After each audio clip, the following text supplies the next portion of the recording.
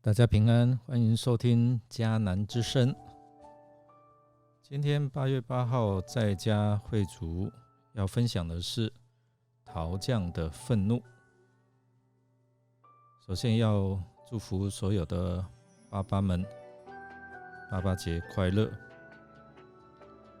我们要读的经文在耶利米书19章1到15节。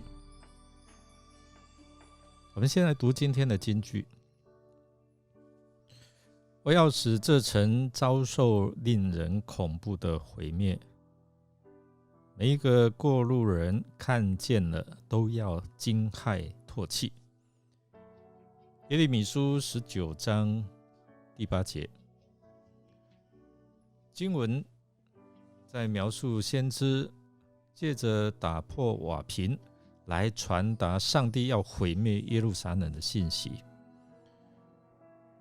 透过经文，让我们先窥见新嫩子谷的情景，也在幕后圣殿院中的情景。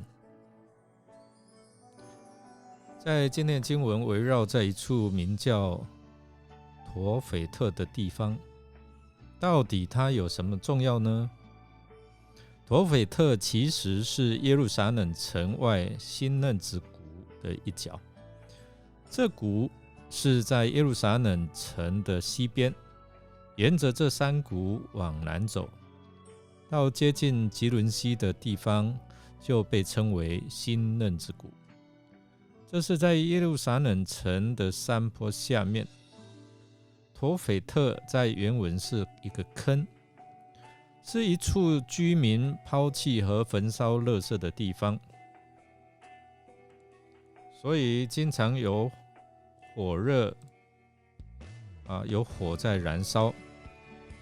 在哈尔西门，可能就是通往这地方的城门。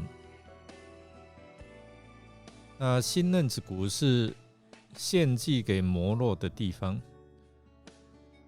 所以陀斐特是祭坛之所在。上帝要先知到那里宣告他的话语，因为那里经常聚集很多敬拜偶像的百姓。上帝将这个谷变为杀戮谷和百姓尸首的墓穴，为了要加深百姓对灭亡之苦的了解，上帝特别要先知在百姓面前摔破瓦瓶为比喻，然后他要再回到圣殿中宣告上帝所应许的审判已经成为事实，是无法更改的。就在那一刻，犹大人就已经站在上帝的审判之下。当耶利米所做的用行动来配合他所先讲的话语，使信息更为生动具体，更能深入人心，留下深刻的印象。上帝要先知借此唤醒那已沉睡的心灵，好抓住机会回头悔改。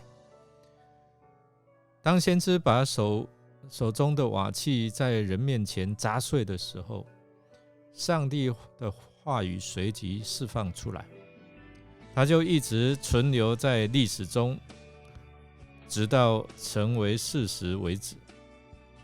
人对上帝的话语不能单是听听而已，因为它与人的生命是息息相关的，而且在上帝的话语面前，人不能模棱两可，必须及时做出明确的抉择，是接受还是拒绝，是降服还是要继续硬着心肠。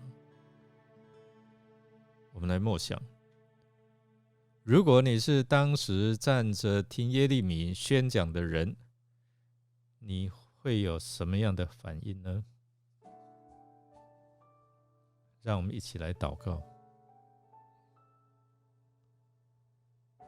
怜悯我们的主，我们身处充满罪恶与诱惑的环境，而我们也在其中可能正努力地追求着自己的偶像。